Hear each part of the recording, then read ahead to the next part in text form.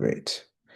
All right. So, welcome again to everyone to the Champions of Performance Mentoring Program, our webinar series that takes place every month. Today is the session, the third Saturday of the month of March, as usual, and we gather together as a community to share some ideas and exchange some knowledge and skills and build some capacity around a very pertinent area regarding our focus around driving strategy and achieving results in our various organizations and teams within which we function.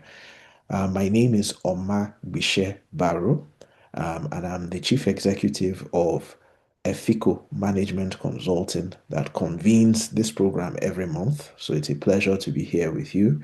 I can see some old faces or some old names. I can see the faces. And obviously, I can also see some people who are joining us for the first time. So a big welcome to everybody. I'm going to start off, as always, by sharing my slides that are going to be on the screen that will guide our presentations, our discussions, and our interactions this afternoon. So just a confirmation that you can see my screen. Anybody, just give us that feedback. Yes. Yes. Excellent. Thank you very much, Joy. So, again, welcome to everyone. The program usually takes 1.5 hours. We start at 4 o'clock West African time and we finish at 5:30 West African time. We know that we have participants from different parts of the world. So some people it is good morning, some people it's good afternoon, some people it's good evening. And of course, happy Eid al-Fitr to everyone as we mark the end of the Ramadan month of fasting and the celebration of the Eid.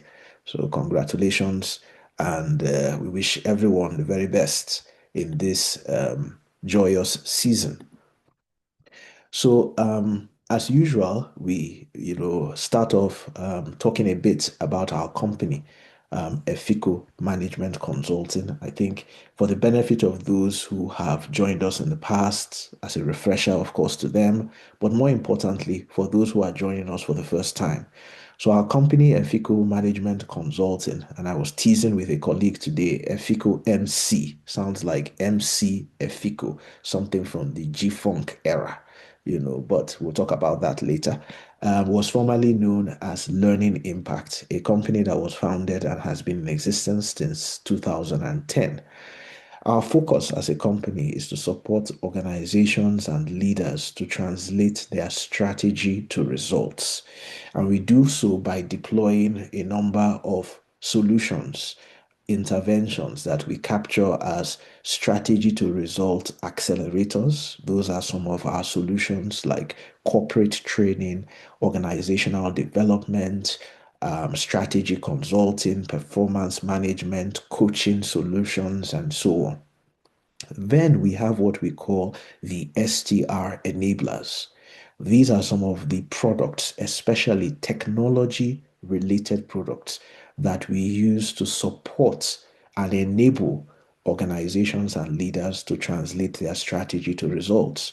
These include things like our S Tracker, a strategy management and execution platform, our various HR software, performance management, learning and development, our online EFICO, which is a learning management system, a micro learning platform that hosts different courses in different areas of personal and professional development, as well as our Life Skills Africa platform and the e-paper vendor. All of these are various technology platforms and tools that we use to support and enable our clients to translate their strategy to results. The third dimension of our solutions are our STR tools and resources. These tools and resources are valuable in ensuring that we can support our clients, especially with learning materials, educational resources that will help them to be able to translate their strategy to results. So we have case studies, we have job aids, we have white papers, a whole variety of learning resources that are available to support different leaders and organizations in terms of building their capacity to be able to translate strategy to results. So that's a bit about our company. And then, of course, the final leg of our business is our community building programs that include, for example, the Champions of Performance mentoring program, which I will talk about in a bit, just to explain to you what the program is for the benefit of those who are joining us for the first time. So, some of you who are joining us are here on a webinar, but this webinar is part of a larger program, and it will be nice for you to understand what that program is. As a company, Effico Management Consulting, our vision is really to deploy the very best of indigenous, and by indigenous we mean Afrocentric solutions, products, and resources, like I just shared with you, to help organizations and leaders translate their strategy to results. Our goal is to transform organizations, transform our clients using these tools, these resources, and these innovative solutions that we have. And our core value is to be better. That no matter how good or bad you are in whatever endeavor of life you are in, whether it's personal, it's business, it's vocational, or it's your career, you can always be better. And that is what we really represent, the recognition that everyone can be better. And part of that recognition now dovetails to the Champions of Performance program, which I said I would try to explain in some detail. So, what is this program about? The Champions of Performance program is a network of strategy, human resources management, change management, and organizational leaders who are interested in supporting their organizations to achieve the prime objective. And that prime objective is performance. Our focus is on building the capabilities that will ensure that organizations and individuals perform.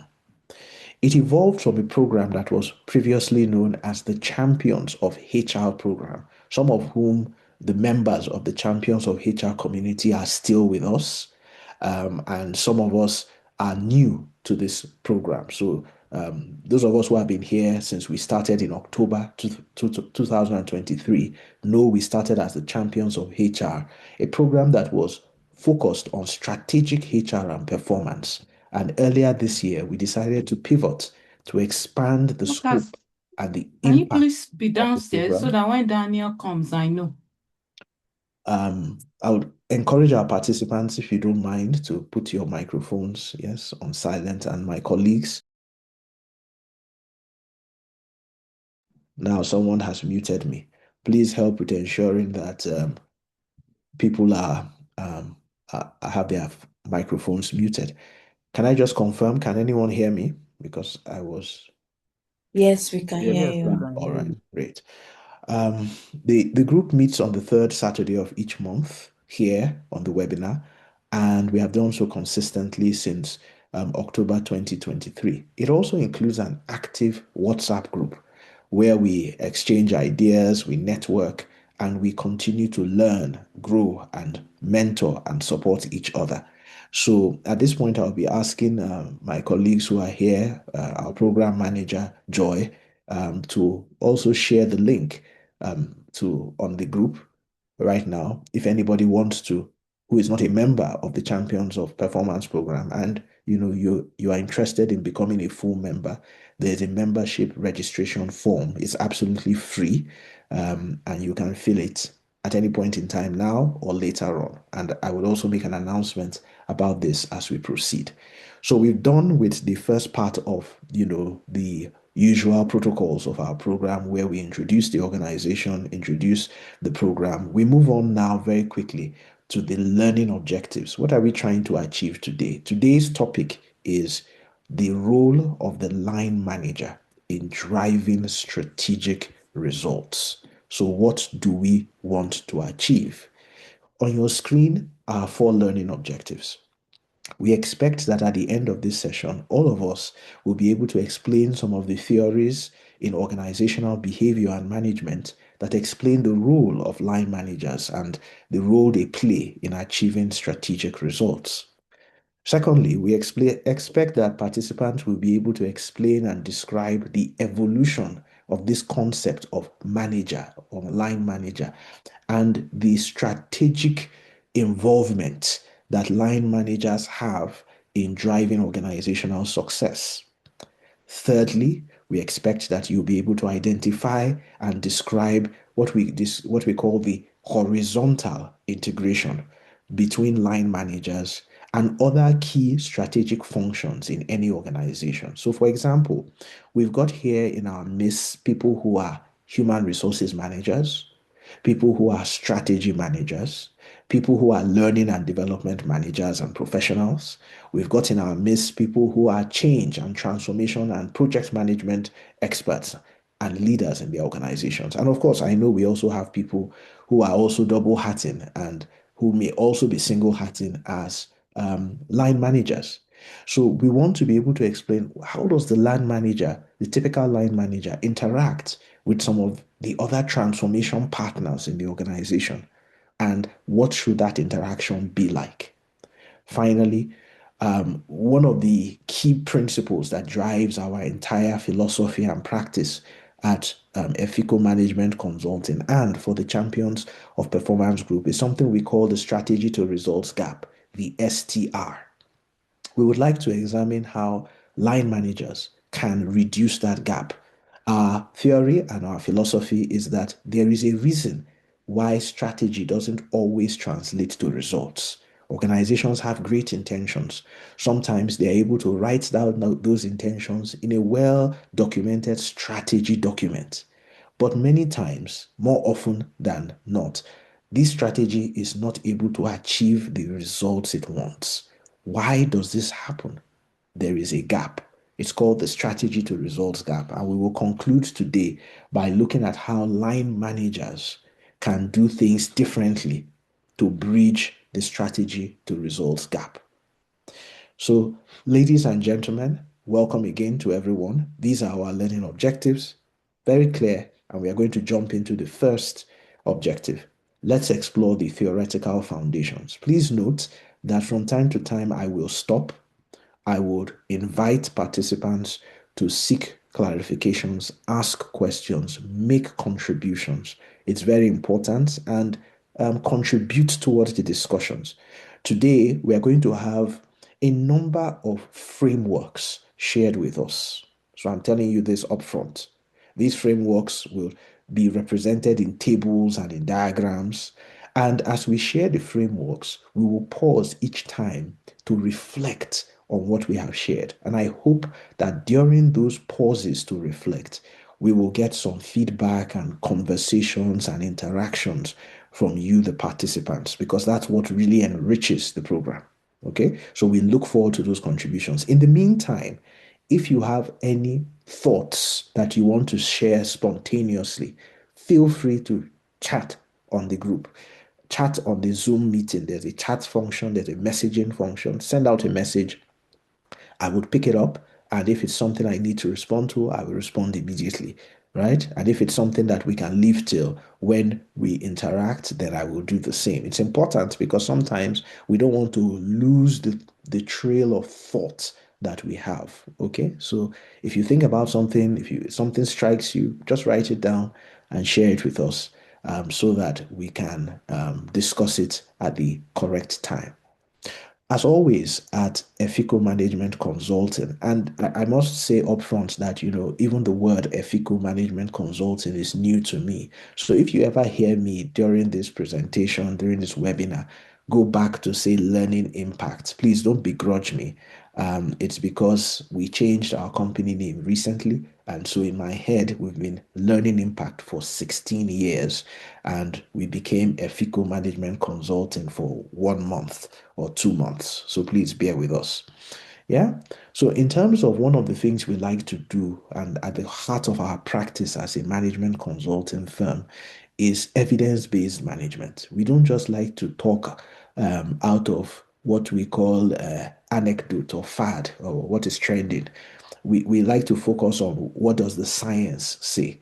So we always talk about the scientific and theoretical background to what we are doing.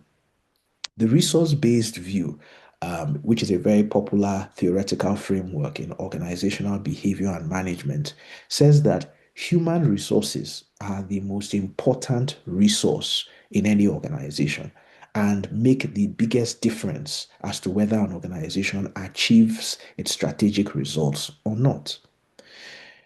The resource-based view therefore challenges us to say that so it is absolutely important to manage the human resources in an organization. So here's a thought for all of us. Who is responsible for managing the human resources? Because there is a lot of conversation where people say, oh, it's HR that is responsible. HR is not responsible. The person who is responsible for ensuring that human beings achieve results on a day-to-day basis is the line manager.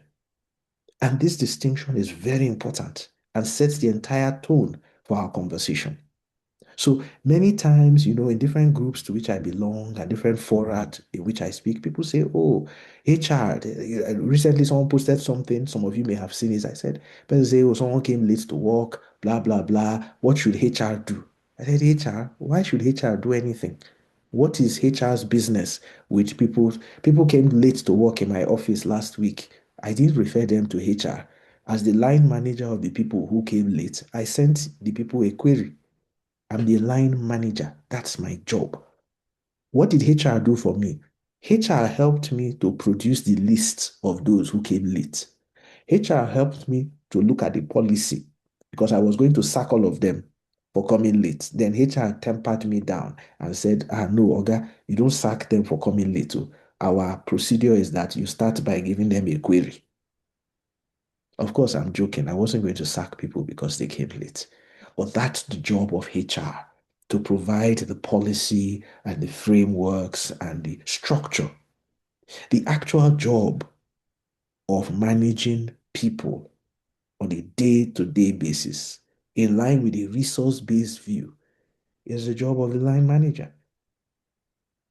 And I know this will be a surprise to some of you who are listening. Some of you may be watching this as a recorded session, but it's an important paradigm shift that needs to happen. Social learning theory, another very powerful theory, says that people learn by looking at what other people do. There's something we used to say, and I've said this recently to some of my colleagues, as we were doing some strategic planning, that in those days, when I used to work in the banking industry, I used to work in a really small bank called IBTC, but now it's called Stanbic IBTC.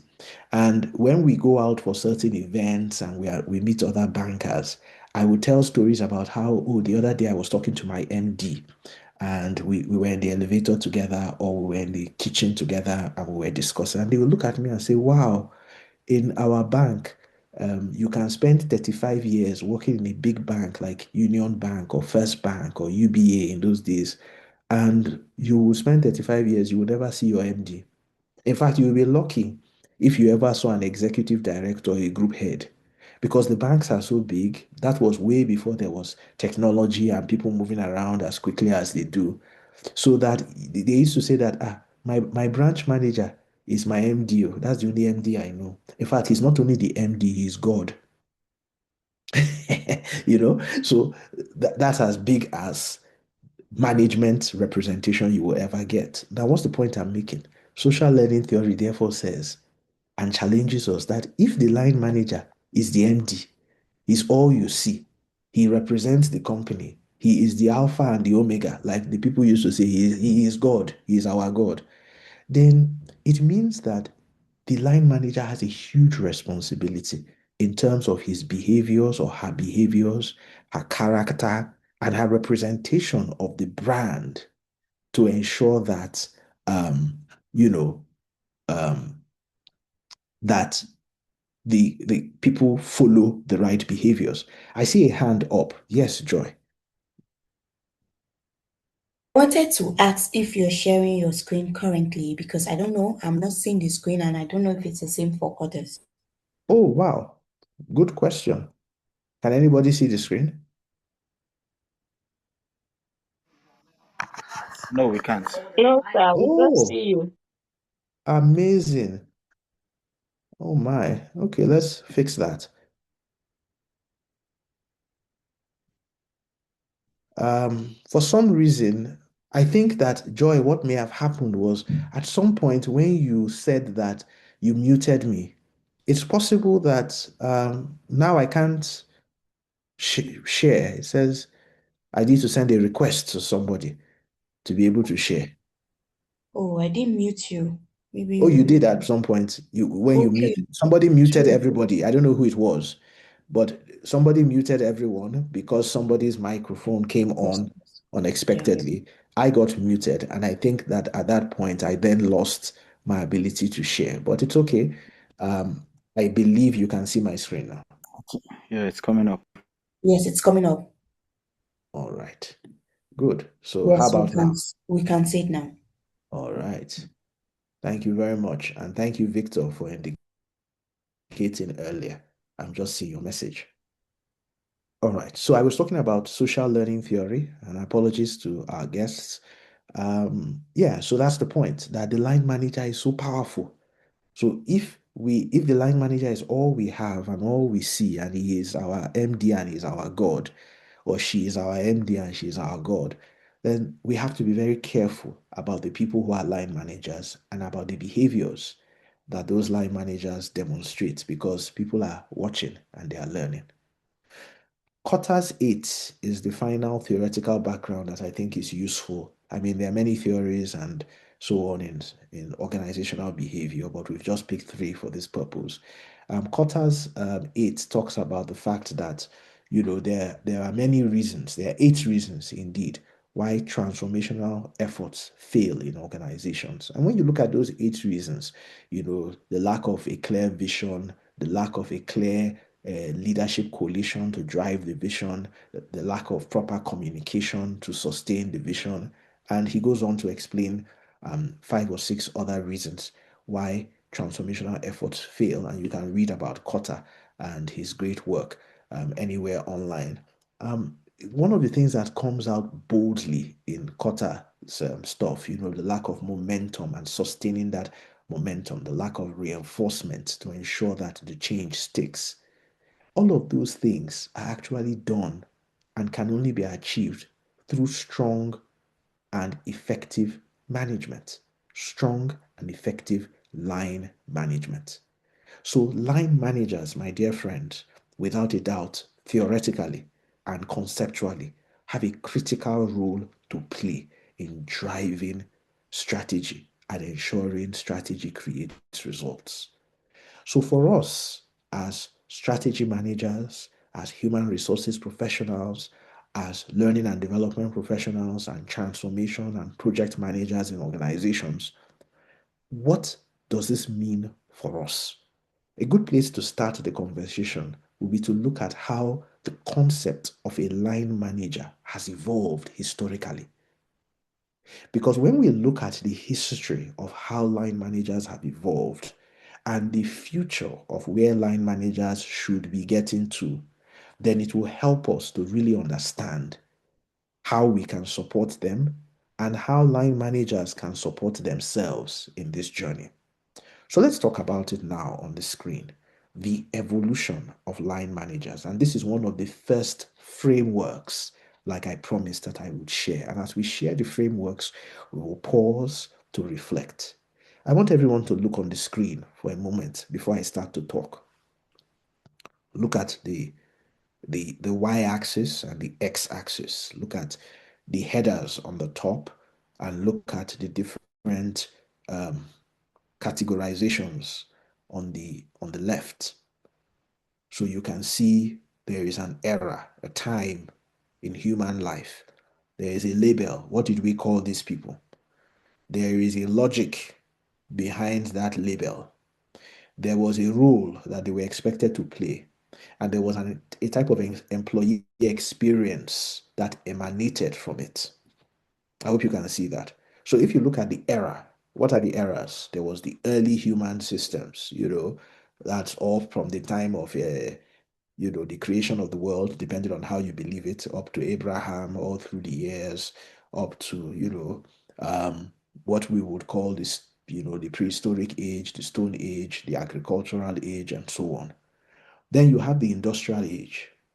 Then you have the early corporate age, sometime, perhaps in the mid 20th century, in the 1950s.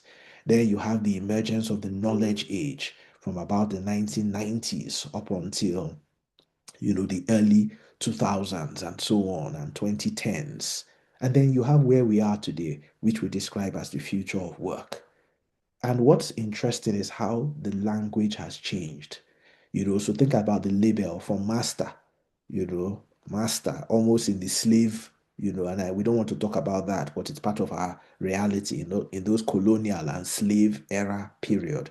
You referred to the person as a master. The person was a taskmaster. Survival and coercion was really the name of the game.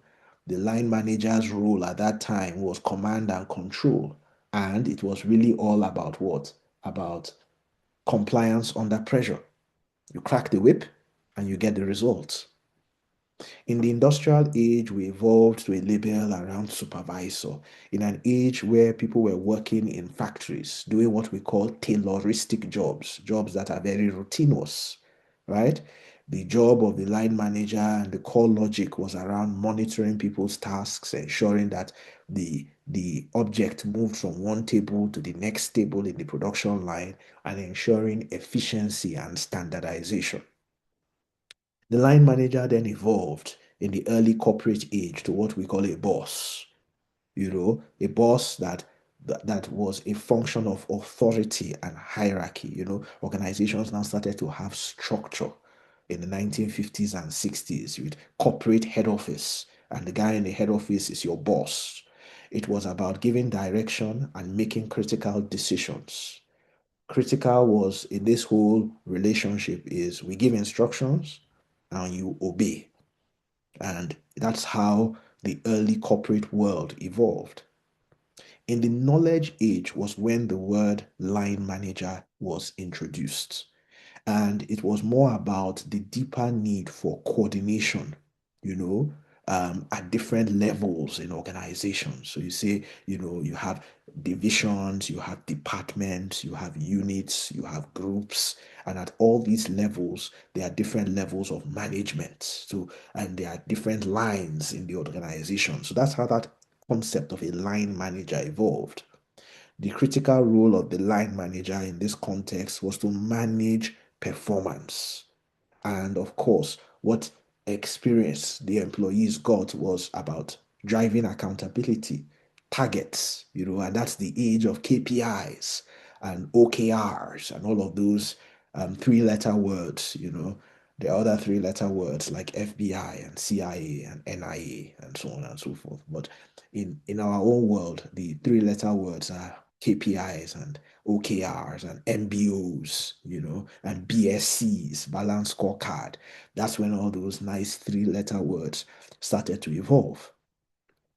But today, as we look into the future of work, a world driven by, you know, volatile, uncertain complexity, ambiguity, and disruption. A world driven by disruptive technology. That's what I would call it. We've always had technology, but now it's highly disruptive in both a positive and negative way. In the future of work, where we already have organizations. And if you don't know this, let me be the first person to let you know, where they do not use the word line manager any longer. They have changed the nomenclature to coach, mentor. So who is your coach? Who is your mentor in the office? And now the core logic is around capability, building, because you see, this is now where we talk about, and it's very important, in those days, people used to talk about, do you have a degree? What did you learn in school? Have you been to school? Do you have a master's? Do you have a certification in this and that? The world is changing now. The world is talking about capability. What can you do? That's all that matters. And empowerment. And can you do it? Is there an environment that challenges you to do it? Managers now should be more focused on developing people to build their capability and to empower people to achieve results. What we expect employees to be experiencing is growth, growth in their capability, empowerment, ownership, taking responsibility, moving from the mundane to the sophisticated, moving from the typical, from the business as usual to the strategic.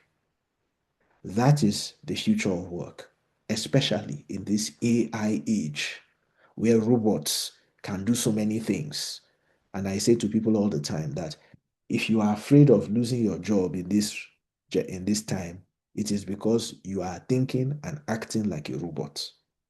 If you stop thinking and acting like a robot and you start thinking in more sophisticated ways about your job and the value you can add, then you should never be afraid of a robot taking over your job, because you can always enhance your job. You can always take it to the next level. You can always take yourself, you can always empower yourself, build your capacity to be beyond the robot, to take yourself and your organization to levels unprecedented. So, dear friends, this is the evolution of line managers. So, I have a few questions for us to reflect on. Question number one: where are most of your line managers in your organizations today? Which label best describes them? Are some of them still in the master servant level, in the supervisor, in the boss, in the line manager?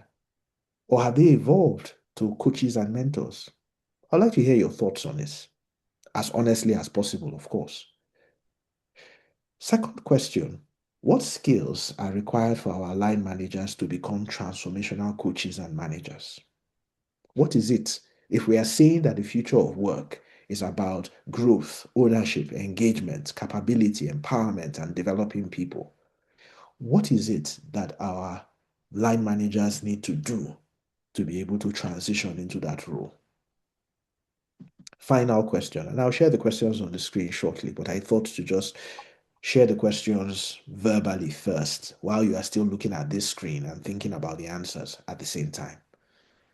Is what other issues do you think outside the line manager themselves may be limiting the potential for line managers to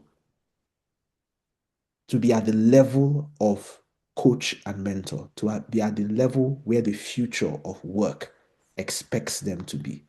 What do you think are some of the challenges? We have a participant say some are supervisors while most are just figureheads. Very good. So we can see where we are. So if in organizations we admit that some of them are at best supervisors and some are just figureheads, which may be a master or a boss or somewhere, then it tells us the level of where the organizations are. So thanks so much for that contribution, because it means that some of our organizations are still in the industrial age. I don't know if you get the point. So if we are still, because that's the reality. It's no surprise. So if that's where we are in our organizations, where at best we are pushing for efficiency and standardization, then it tells you the types of results that we are getting. You see, things don't just happen. That is why I'm sharing this framework with you, so that you can see the logic behind why things are happening.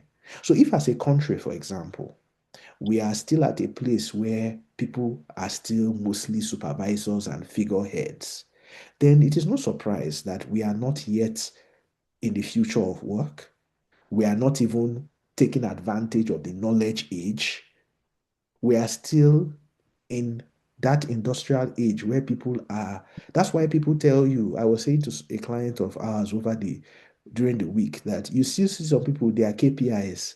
Oh no, it wasn't my client, actually, it was in my class. I teach at the business school in Trinidad and Tobago. And I would say that's why you still have KPIs like attendance at work.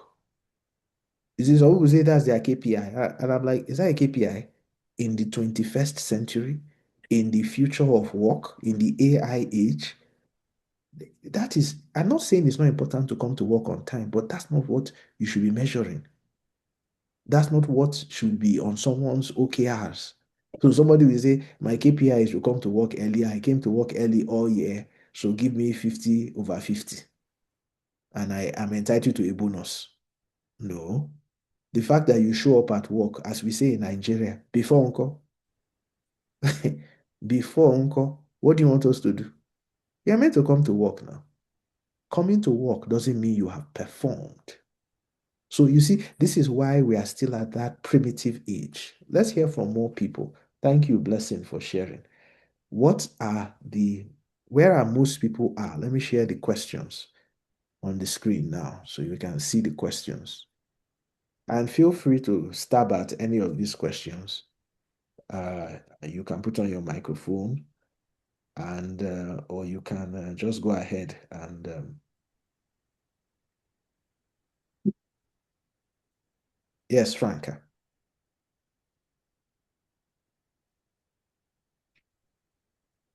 Okay, I thought Franca was trying to share some thoughts with us.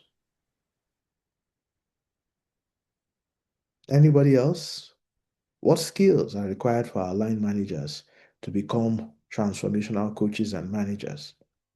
And I think the very important question is what other issues are limiting these potentials in our organizations today? What's going on?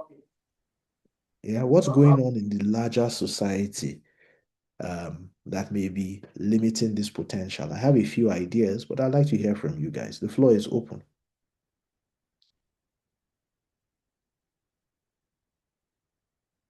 I forgot to give Blessing her. I can see Blessing is a lady. Yeah, so Blessing, please collect your virtual chocolates. Yeah, let me go into my chocolate bag. You look like someone who would like a Toblerone. So I'm going to pick out a virtual Thank Toblerone, you, sir. sharing it with you. Catch it, unwrap it, and make sure you say the to make everybody jealous. It's a virtual experience.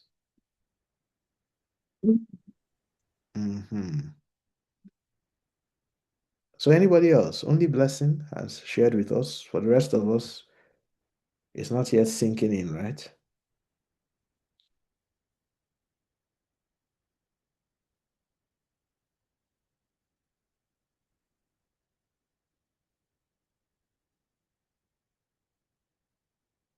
What are most line managers in your organization today? Supervisors, terrorists? Yes, Ofonime. Please go ahead. Okay, good evening, Bishe. Good evening, everyone. Good evening. Okay, my response will be based on my kind of organization, like where I am presently. For the first question, where are most line managers in your organization today? I'll put them at the early corporate age. Where you have bosses, they decide and direct, they just expect you to comply. So okay, that's good. in my organization, that's where we are. Then I think the skills required for them to become transformational coaches and managers, I think what they just need is progressive learning,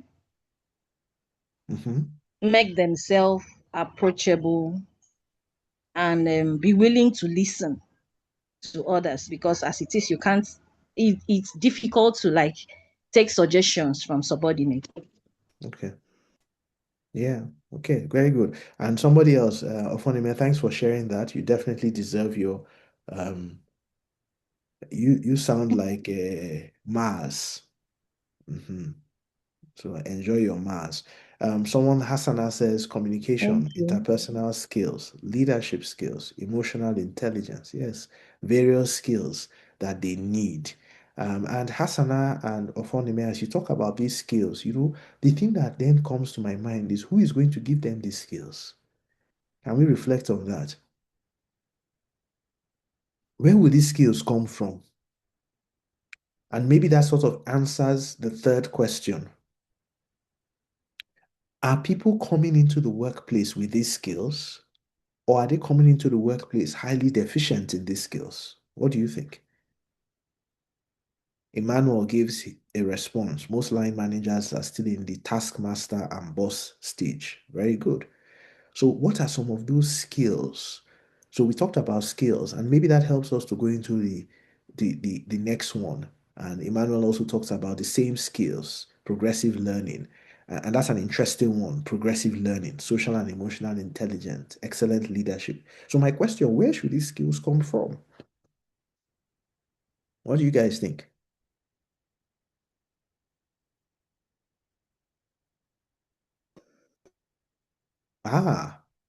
And a very interesting response. Some of the issues limiting our line managers is the expectation where the CEO assumes HR is the people manager, while line managers are just supervisors. Very interesting. Excellent. Good. So you see, and these are some of the realities. So some of our executives, our founders, the leaders of our organizations are still not clear about who is responsible for managing the people. And what does so supervision is about a task, but the person is a human being. It's a human being that is doing the task, and the human being is in front of you. So who manages that human being? Can another person from another department called HR come and manage the human being while you only manage the task? Can you see where the complexity is? It's not possible because you want the human being to achieve the task.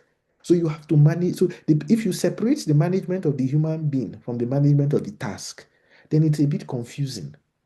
And it's not very strategic. And I'll tell you why. The reason it's not strategic is that the person who is the outsider, who is coming to manage the human being, needs to understand the context. You know, some weeks ago, we had a Nigerian heavyweight political leader, talking about context on Al Jazeera. It's about the context. You have to see whether the cup is half full or is half empty. Let me do my own little mime on it. Yeah. Mhm. So it's important that context, because when you are driving the performance of somebody, the person who knows the job, who knows the task, knows where the shoe pinches, is the best person to manage the human being and the results that you want from that human being. So what we have is HR. You understand? HR. Is it called HR? Now, the other problem is, how many HR people do we want to have? How many? So think about it, because if HR is to show up and be present to manage every human problem that exists in the organization, then you need more HR managers than you have staff. And that's dangerous. So again, plenty of mindset shift. Thanks for sharing that. Very powerful. The organization is supposed to drive continuous learning, and the employees too at a personal level. Very good. So the organization should provide the, the support in terms of learning and development. But very importantly, blessing, you have said, the individual should learn also.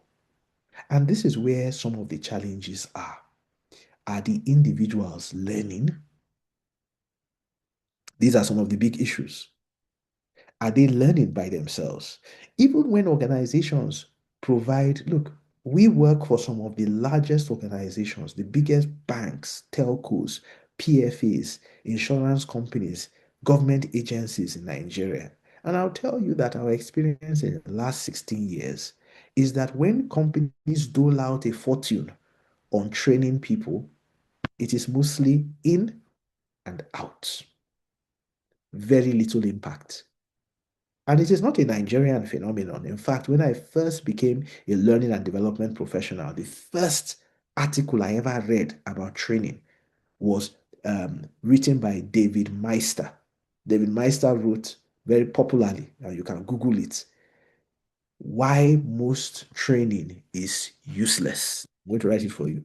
Why Most Training is useless. It is a classic in the discussion of training.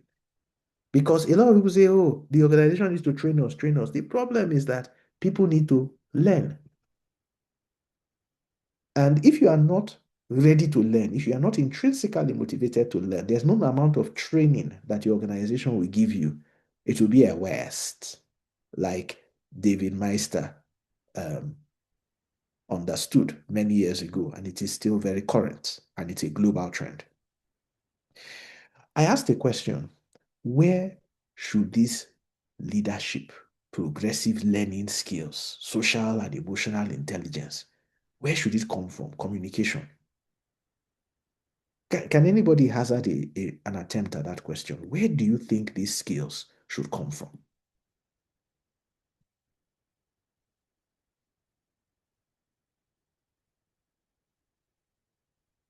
Well, I can tell you one. Nobody is born with those skills. Just in case, I mean, somebody is thinking out there that it should come from the person. We were all born naked. Nobody was born a good accountant or a good lawyer. Yes, so Joy says a personal decision to learn. Very good. Yes, I agree. So that intrinsic motivation, which we always talk about. But Joy, let me give you another answer. It should come from the educational system that was meant to prepare us for the workplace. What do you guys think about that, Joy? What do you think? It should come from education. We should have been educated in those areas. But guess what? It's not going on. So we have people coming into the workplace, like someone described very aptly. The person said that the education we are receiving in the current age, exactly, is still for the industrial age. Joy, think about what we are saying. The way education is structured today is still for the industrial age. Cram and pass. It's still about routine, repetitive work. It's not about transformation. So we are not being, so actually we are being miseducated. So one of the big problems we have that limits everything that we do in organizations today is we are victims of an educational enterprise that is still stuck in the industrial age. And that's something for all of us. Some of us here are parents and so on to be thinking about. Yes, Joy. Yes, like you said, our educational system today is not structured in such a way that helps us to build these skills. So what do you think can be the remedy for this? Well, it's simple, a change in focus. And for example, people like us have already started on this journey, what we call life skills education. So what are we doing? We have written books for children who are as early as 5 years old to start teaching them leadership and communication and interpersonal skills and teamwork. Up to the age of 15, 16, we have resources that board games for families to play to teach them financial literacy, national ethics and civic behavior. So that's our own private contribution, but it's just a drop in the ocean.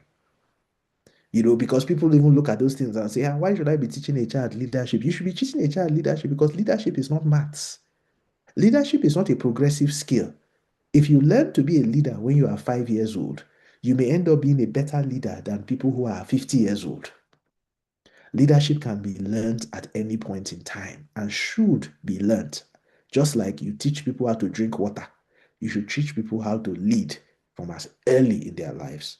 So, Joy, that's our contribution, and so on. And, yes, but, so that's our contribution. And we encourage the development of life skills education and the mainstreaming of life skills education. Hassana says that training can also be on the job and through social learning. Of course. But guess what, Hassana? Think about this. Some of us are very experienced people, and I know that you are, in terms of organizational behavior and human behavior. You know that people learn harder as they grow older. Old habits, they say, die hard. So we've already molded people. They've come into the workplace.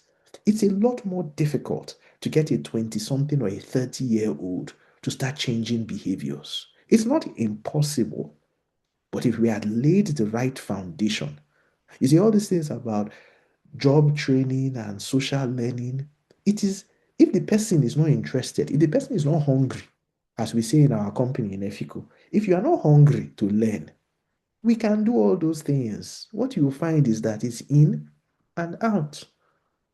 It doesn't stick. It doesn't create the impact.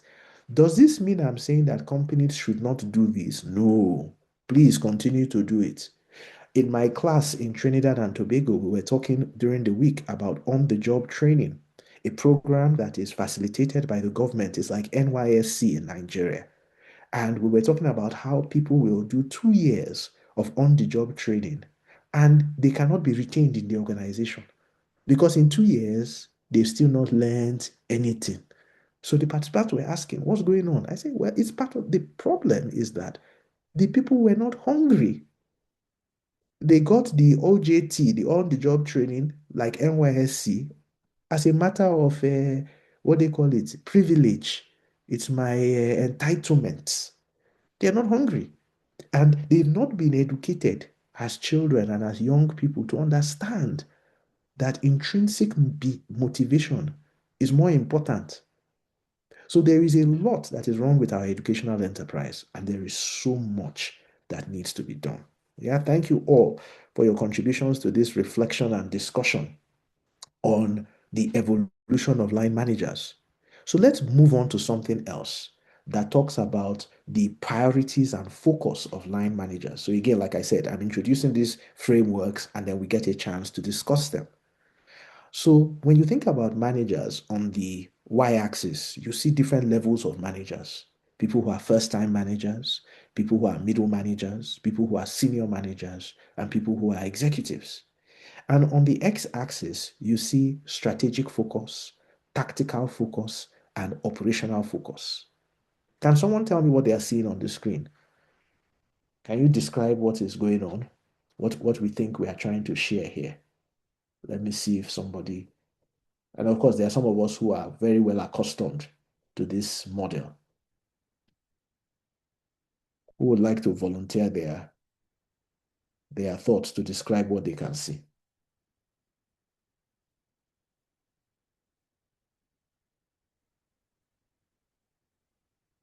Anybody? Going? Going? Hi, sir. May I speak? Yes, go ahead, Blessing. Okay, Blessing, sir. now I only you observed want to that collect all the chocolates today. Okay, no problem. I like chocolates. Mhm. Okay, I observed that the levels managers are in is progressive. It's progressive, which means there's nothing wrong with being at a particular level, being a first-time manager, for instance, and middle manager. It's just that you have to progress and move to the other level. That's Very what good. that's. Now, that's good. Now, when you see that compared to the things on top, strategic focus, tactical focus, operational focus, what do you think those things mean? Strategic, tactical, and operational. Okay, I think it's the ability, it has to do with the ability to get the job done holistically. So And that, what this model is you showing have you, to have what the model is showing you, let me help you to the end of the finish line, is that as a manager, you have to understand that your focus should be split 3 ways. Operationally, meaning doing the work. Tactically, supervising and making sure that tasks are done properly. And strategically, seeing the big picture and focusing on the bigger picture goals of the organization. That is what, if you open the brain of a manager, this is what should be going on. Every day I come to work, there are some things I have to do by myself, operational. There are some things that I need to do tactically to supervise people and direct people. There are some things that, I have to do strategically, think about the future. So when you think about the operational, not just do yourself, but do with other people in a team. So that's operational. Tactical, okay, what's our next move? What are we, what are the challenges? What are the constraints? And how can we do things differently? Strategically, what's the big picture? And at different levels of managerial capacity, this model explains to us where we are meant to be. So let me give yourself an example. Let's give you an example like me now, right? So I am the chief executive of a company. So I'm meant to be spending 70% of my time on the big picture and only 10% of my time dealing with operational and 20% dealing with tactical issues. This is the ideal. But I will tell you that in reality, I am probably operating at a middle manager level where I am spending 30% of my time operationally, 45% tactically, and only 25% strategically. So, why do you think this is going on? And is this something that happens in your organizations where leaders at a particular level are not really focused? I remember when I used to work in Stanbic IBTC and we had a training and somebody showed us a framework like this. All of our executives left the training saying, oh boy, I'm meant to be spending 70% of my time in the future. But in reality, I'm spending a significant part of my time, not only in the tactical, but even in the operational day-to-day. So in my experience, I don't know about yours, there is often a mismatch. What do you guys think? So let's talk about it. This is the model. It says that at different levels of management, you are meant to prioritize and focus on different things, being strategic issues, tactical issues, and operational issues. The higher you go, you are meant to be more strategic. The lower you are meant to be more operational. And if you are somewhere in the middle, you are meant to be more tactical. How is this playing out in your organizations? This is a critical question. Why is it playing out the way it is playing out? And what can we do to address it? Whether you are a HR person, you are a learning and development person. This framework is powerful. Share this with your organization. It changes, it gets people thinking. Wow, no wonder we are not driving results. No wonder we are not that productive because we are not in the right place. What do you think? The floor is open. So this is the second framework and model that I'm showing you to get you to think about line managers. Because all the people here, first-time manager, middle manager, senior managers, executives, they're all line managers. Are they batting at the right level? Are they pitching their time and their resources at the right level in your organizations? I have just confessed that I am not. Is this reality the same with yours? I mean, my colleagues are here. What do you guys think? James, Joy, Salam, do you think that Bishay is spending enough time on the strategic? Or do you agree or disagree with me? You are the ones who are seeing me every day. Yes, James. Oh, I thought James wanted to say something. Okay. Nobody wants to say anything. I hope my colleagues are here. Lois, Anijesu, Lupe, and so on. I gave an example. Is it relatable? Or do you think it's absolute bollocks?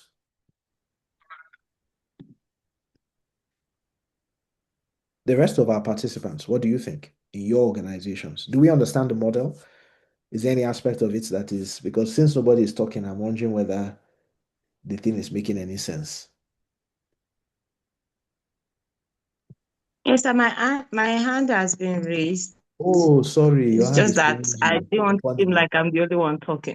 No. It is, to whom much is given, much is expected. And the one who does it well will give the person more chocolates, at least in this class. My hand is raised too, but I was waiting for your permission to speak. Whose hand again is raised, apart from Ophonimus' hand? Okay, go ahead now. Blessing. Oh, Blessing's hand was raised. Okay, oh, sorry. Sir. Yes, go ahead, Ophonimus. Okay, my organization, this model is very much relatable, just that we have this issue of role duplication. So you find out that what first-time managers are doing, you have middle managers doing as well. So the focus is not really there. So that's an opportunity for realignment and organizational design. Let's look back at the structure of work in the organization and try to ensure that, we don't just create, because sometimes organizations create these levels just as a matter of, that's the way they say it should be, and maybe we don't need that level, those different levels, or maybe we need to clarify that baton exchange between one level of management. And I've seen this play out. What you described is very common. Somebody will say that we have a chief accountant, but you're wondering, but the chief accountant and the senior accountant, when we say, show me their job description, we've done this before. We do job analysis for organizations. Say, show me the job description. The job description is the same for everybody. I'm saying, I'm confused. If the job description is the same for everybody, then why do you have different people? Why don't you just call all of them accountants? They say, hey, but this one is the Oga. I say, okay, so if he's the Oga, then he must be doing something different. Then everybody pauses. I say, if not, if we were doing a job grading exercise, the Oga, based on this job description, and the ordinary accountant, they will all be paid the same salary. They say, OTO. No. Then what makes the person a manager? There's got to be a difference. So there's a design of organization problem. Yes, Blessing. Thank you, Ofonime, for sharing that. Okay, sir. This is very relatable as well. But then I'm beginning to look at it in terms of my organization. Managers are so caught up in operations because we kind of have a lean arrangement, very few people doing a lot of work. So the manager will most likely be caught operationally because there's a lot to do that he can hardly be strategic. And it's same with HR. Imagine when I'm the only HR. So strategy is fact because you are caught up with administrative tasks and all that. So it's an organizational issue where they have to look at using the least number of people to do. And there's nothing wrong with that. A huge chunk of work. And if that is the strategy, then it then tells you, so what do we need to do? Isn't it? So if that's the strategy of the organization, then it already presents the results that will happen. Do you see it? And if you want to change the results, then you may need to change something about your strategy. Yeah, and that's just the reality. So please advise, but because I don't even know how to go about it. No, the truth is this: there's no advice I can give off the cuff beyond what do you desire as an organization? Do you want a HR manager to be more strategic? Let me give you an answer. If the answer is yes, okay, so that more strategic HR manager, what do you expect from her? We expect her to do A, B, C. Okay, so what is limiting her now is because she's too operational, Abby. No problem. So we are going to find an operational HR person to support her. So this document can be used to help you to justify why there should be more than one person in HR. But at the end, it's about a result. But it's about a result. So what is that strategic result we expect from this more strategic HR manager? So there are two sides to the conversation. So it's okay. We can use this as a basis to help us to make a strong case for increasing the human beings in our organization. But when we say strategic, what does strategic mean? Because strategic means more results. More results. So long as everybody around the table understands it, then there's no problem. That's my advice. But again, every organization is at a point of evolution and everything is a discussion. These are theoretical frameworks. We would have to see how they apply to your context. But all I'm saying is that in applying it, there's a double-edged sword. There is one side that says, yes, our organization can have a bit more fat, doesn't have to be so lean. But there's the other side that says, okay, so if we get so fat, what do we get out of it? What's in it for us if we have more strategic managers? Abi, and you have to balance that, you know. But great contribution, great thinking, and that's the point of all of this. Salamis, your hand is up. I hope your hand is not pinning you, your digital hand. What do you want to Well tell us? Yeah, good evening, sir. Good evening. Okay, so looking at this model, I think it kind of fits in with my own organization. The only difference is that we have it in 3 levels, just the middle management, top management, and the executive. And when we try to look at the managerial focus, due to limits of decision-making for other level, I think the strategic focus is majorly on the executive, while the operational focus is majorly on the middle management, because they run they are the line manager that actually interact with the other team members. So the top management also take along the tactical focus, who directs the line managers and also align with the focus of the executive, so that the goal of the organization can actually be achieved. Very good. Excellent. So you'll use 3 levels. And of course, like you said, people at the executive level tend to be more strategic and so on. My point is that everybody should be strategic. Everybody at every level should contribute towards strategy. And that's a very important thing. So thanks everyone. Thanks Salamis for that contribution and so on. The last 2 models I want to share very quickly. This one is about the horizontally aligned line manager. And what I was hoping we could look at here is look at the different departments. So HR, Blessing, for example, you are a HR person. Salamis, you are a learning and development person, right? What do you provide? And what is the role of the line manager? Because this is important. It's back to what we spoke about earlier. What is it? We have strategy managers here. So if you are the head of strategy, what's your job? Is to create a strategy document that gives direction and goals. But without the line manager, your strategy remains abstract.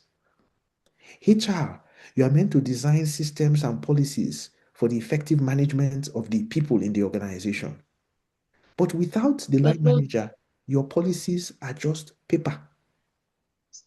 Because it is the line managers that need to implement. You not wash the cloth.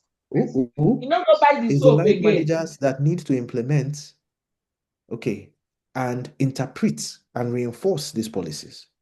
L&D, you do initiatives, training, coaching, all of those things. But if line managers are not actively involved, Salamis, for example, in ensuring that those skills can be applied and incubated, the training is just a waste. The skills remain in the classroom. So you go to the classroom, plenty of skills there. You come out of the classroom, there are no skills. They say L&D, training is not working. We are wasting money on training. Is it L&D's fault alone? Yes, L&D has a responsibility. But the real challenge rests with the line manager. Oh, let's come up with new transformation agenda in our organization, new IT, new software, new this, new products, new innovations. Without line managers driving adoption and embedding these new technologies into operations and customer interactions, those things are just a waste. No change, no transformation, no impact. So I want us to think about this in terms of what is the relationship between our various functions and line managers? Is the relationship working? And if it ain't working, what do we need to do to get it working? Again, this framework just brings it out, helps you to see where the gaps are. Sometimes it's because of organizational culture, leadership thinking, and the limitations of such leadership thinking. And that is why our organizations need to pay attention to these types of issues. Because if not, we keep wasting money. We say go and add more HR people now. Blessing. If you add more HR people and line managers are still saying, HR, that's your work. It won't change the situation. In fact, they will come back and blame you that you see now we have more HR people and it's still not working. So sometimes we have to go to the root cause. Oh, you say we don't invest in training. Some people say, oh, organizations need to train people. Okay. Then all of a sudden, Salamis and his colleagues, they are doing training. But at the end of the day, the skills that people learned in the training are not being transferred. So what do you want Salamis and his people to do now? They should die? No. Because we haven't dealt with the fundamental issue, which is what we are talking about today, the role that line managers play. Our line managers need to be what? Horizontally aligned. And if they think that their work is to continue to do the work, and if we have built our organizations, and I must say this strongly, Blessed, in a way that it is such that, look, let me give you an example. When I worked in IBTC, we were a very lean organization, and we prided ourselves for being lean. So let me give you one example, Blessing. So connect with what you are saying, so you know that I am connected with you. There was a guy who worked with us many years ago. I won't mention his name. In other fora, I have used his name and talked about it. But for this purpose, I will just leave it as there was a guy who worked with us for many years. When this guy resigned, Blessing, his operation was so lean that when he resigned and we saw some of the challenges and some of the limitations, do you know who we replaced him with? We replaced him with 15 people. 15. It's a testimony to two things. It's a testimony to how good he was as an employee. That is the context in which I usually talk about it. But it's also a testimony to the fact that there was a lot of operational risk in just having one person. And there was a limit to which you could truly aspire and grow with just one person. We replaced one person with 15. So we stopped being lean. Abby? So sometimes you don't want to get to that stage where you have to replace one person with 15 people. You want to grow over time in a strategic way. So it's very, very important that organizations pay attention. Yeah, exactly. That should be key man risk. Say. Yeah, that's the point. So it's very important. So in as much as we want to be lean, we have to think about things like key man risk, which is a strategic issue. Finally, ladies and gentlemen, the final model I share with you, which is very dear to me, is around the strategy to results gap. And for me, it finally crystallizes everything we have been saying and puts everything in proper perspective, right? Which is, at the end of the day, what we want is to take the intent of our companies and translate it into results. And our research and experience at the Effico Management Consulting Group suggests that there are 6 things that limit people's ability, or there are 6 things that can become pivotal in ensuring we can translate strategy to results. The 6 things: number 1, the execution premium, that we must prioritize disciplined execution, following through. It's not just enough to wish it. We must walk through it and work it every day. Systems alignment, that we must integrate our structure, processes, people, and operations. Leadership capability, that leadership must become a pervasive capability, not something that is the exclusive of executives and senior managers, but that leadership should be a behavior that everybody across the organization imbibes and aspires to. Cultural alignment, that behaviors must align with the strategy, that people cannot just behave anyhow, Like I said in a recent article in Business Day newspaper, strategy proposes, but culture disposes. Meaning that your strategy can say you want to go somewhere, but without the right culture, you ain't going nowhere. Effective communication, that you must push for shared understanding and ownership. Because if people don't understand what is going on and they don't own what is going on, all your efforts are a what? Are a waste. And of course, measurement and accountability. Joy, isn't it? I remember when Joy first joined us, I said to Joy, the devil is in the detail. Maybe Joy thought I was swearing for her. Say devil again. Which one that devil inside work?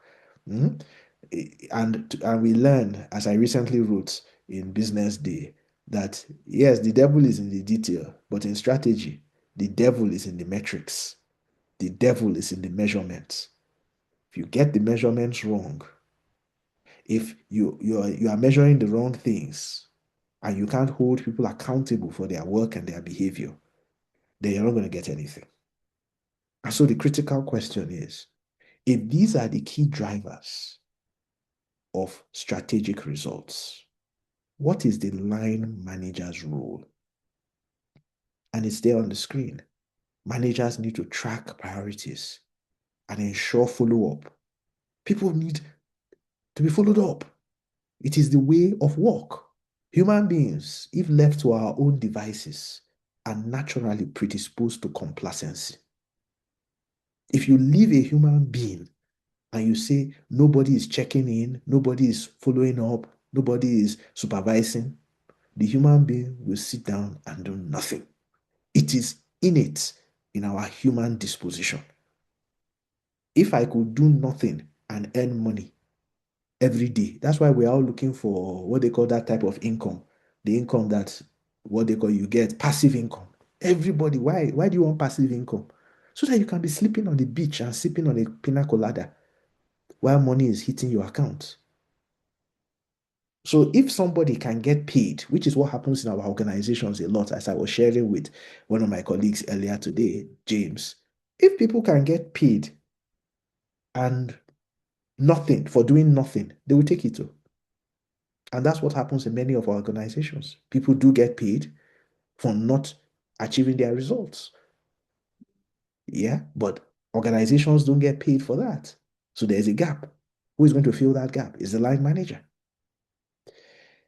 Line managers need to identify bottlenecks, misalignments, and improve workflows.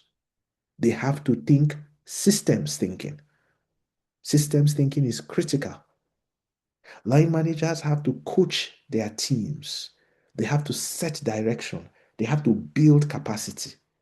So many times they say, what do they call it? I always tell the story of how I became an L&D person. I don't know if I've told it to you guys, if you've never heard it. When I was a line manager, I was a regional manager in IBTC Pensions in the North, and I didn't get promoted. And I thought I deserved the promotion. The results were there and everything. And my bosses said, yeah, the results were good, but you haven't coached and developed your people, so we can't promote you. That's how I started. Every two weeks, every fortnight, mandatory training on an increase. I lost promotion because they say you are not competent, Abi. No problem. I will break your head and put the book inside your head. That's how I became a trainer. But they were passing a powerful message that as a line manager, you are responsible. So it's not really just about HR or L&D. What are managers doing to train their people? What are managers doing to challenge their people to love to learn, to link learning to results? It's not HR or L&D that is great. And I'm not defending. Look, if you see me when I sit on top of HR people and wring their neck, I'm not trying to defend HR people, but I'm saying that line managers, and I want everyone who is watching this, even if it's a recorded version, line managers have a critical role to play. Line managers must model behaviors. They must reinforce expectations. They must be exemplars of the culture that you want. So if your culture says that people should be hungry, people should be driven, people should be purposeful, People should be agile. Then if you have line managers who are not driven, who are not purposeful, who are sitting down like 3-day-old akamu and are complacent, then you are destroying the culture. So you are a line manager, but you yourself, you are a problem. So if line manager is coming late, with which mouth will the line manager use to tell the subordinate, you can't come late? Can you see the problem? Just a simple example of late coming as a cultural paradigm. If line managers are submitting reports that are wishy-washy, with which mouth will the line manager tell the subordinate that your report is wishy-washy? So it's absolutely important. Line managers should be able to articulate and clarify what strategy means to us. They must be able to communicate powerfully. And very importantly, line managers should be able to set smart targets. This is the one that, oh my God, our organizations are still struggling with.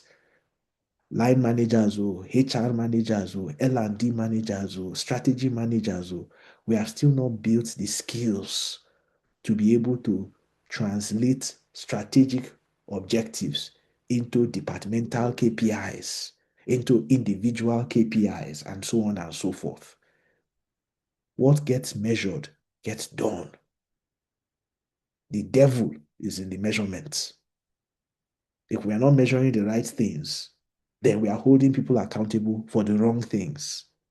Again, discussion with in one of my programs in Arthur Lockjack, the business school in Trinidad, is people say, the person, everybody say, people have been promoted. We have promoted more people this year. How can you promote people, but the profit of the company has gone down? That tells you something, that you are measuring the wrong thing. So profitability has gone down, sales has gone down, all the business indices have gone down, but people's appraisal scores have gone up. It means that we are measuring simple things so that everybody will pass the exam and let my people go. So again, this framework helps us to think about the role of line managers in bridging the strategy to results gap. It's unbelievable how we have run out of time, but just in time for us to look back at what we said we were going to learn and ask ourselves, have we learned anything? Have we learned about some of those theories? Those theories like the resource-based view, isn't it? Those theories like John Cotter's 8 reasons why transformation fails. And of course, Bandura's social learning theory. Can we relate those theories to the role of line managers and show what we should be doing differently when it comes to line management? Are we able to describe the evolution of line managers as they have evolved from taskmaster to supervisor to boss to line manager, and will be evolving, as we hope, into coaches and mentors of the future of work? Can we look at that different levels of strategic involvement, the 70-20-10, across strategic, tactical, and operational responsibilities?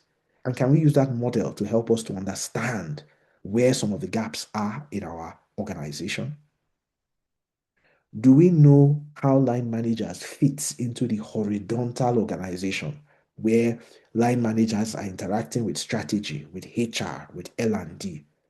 Do they understand their role? Do we understand their role? Do we understand the risks of not having strong line manager capability to support strategy, to support HR, to support L&D, to support transformation, to support project management?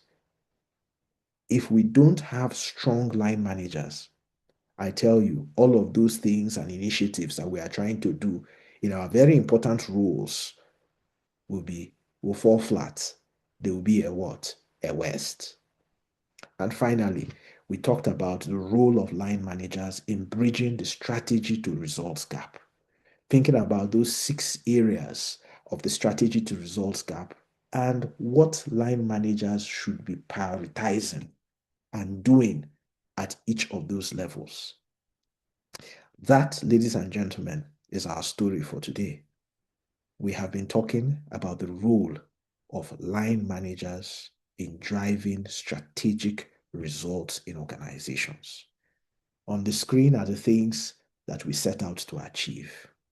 I do hope that each and every one of us, new and returning members of the Champions of Performance Mentoring Program, have taken something valuable out of today's teaching, out of today's mentoring. It's 1.5 hours. It is absolutely never enough. But we hope that we have sowed a seed. We have laid a foundation that you can build upon, and that you will join us on our very active WhatsApp group. So Joy, if you would like to post the link, or if Joy isn't there for any reason, any of our colleagues, to the registration form, if you would want to be a permanent member of the Champions of Performance program that has brought us here together, fill that form. You will then be added to the WhatsApp group. It's absolutely free, but we want to be sure that we have people who are there, who are serious and who are committed to the learning, the exchange of ideas, and the capacity building that is going to help all of us to translate strategy to results in our organizations. I would like to thank my colleagues, our product manager for the Champions of Performance Group, Joy, my other colleagues who have worked tirelessly behind the scenes to make sure that all of this goes very well. But our greatest thanks, of course, goes to you, the participants, all of you who have joined us here. Let me quick run through all the names that I can see. So from Adaku, who was the first to come in, Akomolafe, Alexandra, Blessing, Chimwe, Dorcas, Franca, Hassana, thank you very much. Joseph, Linda, Lois, no, Lois is in-house, and Lupe, yeah. Ofonime, good to see you. Obiajuru, Peter, Olufumilayo, Salamis, Samuel, Sewese, and everybody else. Thank you all for joining us and for being part of today's program. Please be assured that this program has been recorded, so it will be uploaded on our YouTube platform. If you go to our YouTube at Efiko Consulting on YouTube, you will see the previous editions, and you can watch them if you are new to us. And you can, of course, invite others to join us. Yeah, so please, very importantly, invite others. We are looking to build a powerful community of strategy, HR, learning, and transformational professionals, as well as line managers who are interested and committed to translating strategy to results. So on this note, I'd like to thank you all once again. I'm going to stop sharing my screen and wish you the very best of the weekend that is left, and more grease to your elbow in the week that is ahead. All right. Thanks very much. Thank you very much. And thanks for all your, the form, Dorcas, is, once you complete it, it will just automatically send to us, and our product manager, Joy, will pick it up and be able to add you to the WhatsApp group. Yeah. All right. Thank you very much, Linda. Yep. Thanks, everyone. Enjoy the rest of your weekend. Yeah. Let me sing my farewell. Should I sing my farewell song for everyone? You want to hear me sing? I'll be interested. So long, farewell, auf Wiedersehen, goodbye, goodbye. Let me see the Ajebotas. Thank you. Goodbye, sir. The Ajebako people, they won't know the song. So Ajebo people that know what I just sang. Hassana, you are laughing. Which one are you? Are you Pako or you are Ajebo? That's why you know you are laughing. The Pako people, they are still confused. They are wondering what is this guy talking about. All right. Take care, everyone. Bye.